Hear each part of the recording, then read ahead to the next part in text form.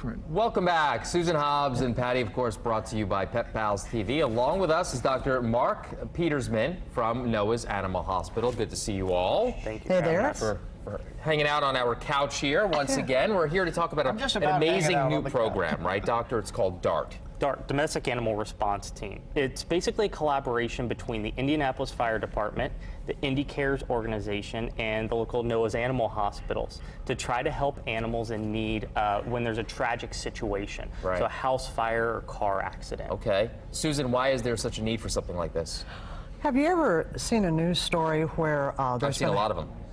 Oh, I guess you would, Right, yes. right. Where there's a dog or a cat after a house fire, it's on the lawn, and the firemen have an oxygen mask Yep. on the animal's face. Did you ever wonder what happens to that animal? It's a good question. After, well, this is now what happens, because smoke inhalation, they might be able to revive an animal, but they need medical care afterward. So the fire department created DART, and they work in collaboration with Animal Care Services, obviously being a city agency, and NOAA's.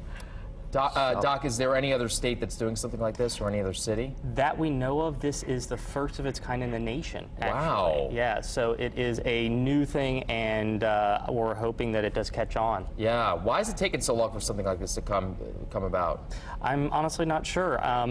Before, we didn't have a lot of options, and now the city of Indianapolis, at least, is providing as many different avenues to try to reunite owners with animals and to try to keep animals in homes. Right. So it has been a big push recently for that to happen, and this just kind of solidified and added on to another avenue that we've needed. I would imagine there's a training component to this as well? Absolutely. So Noah's Animal Hospitals provided a lot of training to the Indianapolis Fire Department as well on kind of initial stabilization of pets after these types of tragic accidents, so that they know how to help stabilize them while they're being transported to one of our hospitals. Huh. Now, obviously, there's always a financial burden, right? How is it paid for? Absolutely. So the Indianapolis Cares organization has been financing all of this.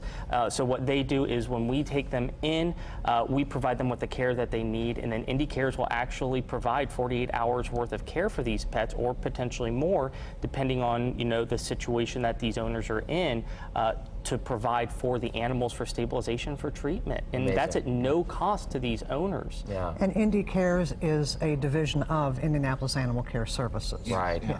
I like the fact that it's a collaboration. Everybody's working together for the good of the animal and the good of the family that may be displaced. Yep. They may not be able to take care of their pet while they're in maybe a facility that doesn't allow pets, and there's fosters that step in. So it's really a nice collaboration, and it's NOAA's and the Indianapolis Fire Department at the head. Is that correct? Well, I was going to say, what happens if, for some reason, the patient doesn't come back? If sadly they don't make it, and that's worst case scenario, of course, what we do is we provide them with a private cremation and return of ashes to those owners, to try to help provide a little bit of closure to them. How can folks learn more? One way you can help Yeah.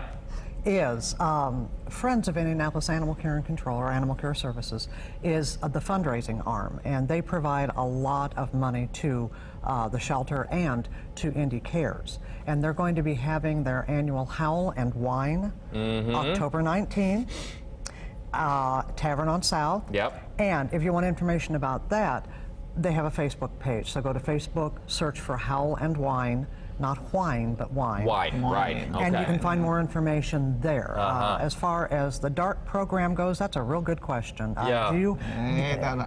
I do think it's good to give locally and good to the people that you know that are helping. Of course, yeah. If you have the wherewithal to do that, we'll find out more about how the fire department. That could be a story for Pet Pals. There you go. Speaking of it, Yeah. Pet Pals TV this weekend, right, Patty? Much Pet more on Pals- this? Pet Pals Saturday. TV, we're on this weekend. Now remember, we're on Saturdays I now. know. And at 10:30 a.m. And Great Day TV is on first, so it's a whole hour of great positive stories. Love it. Yeah. And Phil's on this weekend, too. I am on this weekend, yes. When You'll have to wait Phil and see. finds out, we talk about tenderloins. Tenderloins. Oh, Ladies, baby. thank you for being here. Doc, always good to see you, sir. Randy, I'll send it on over to you now. Phil,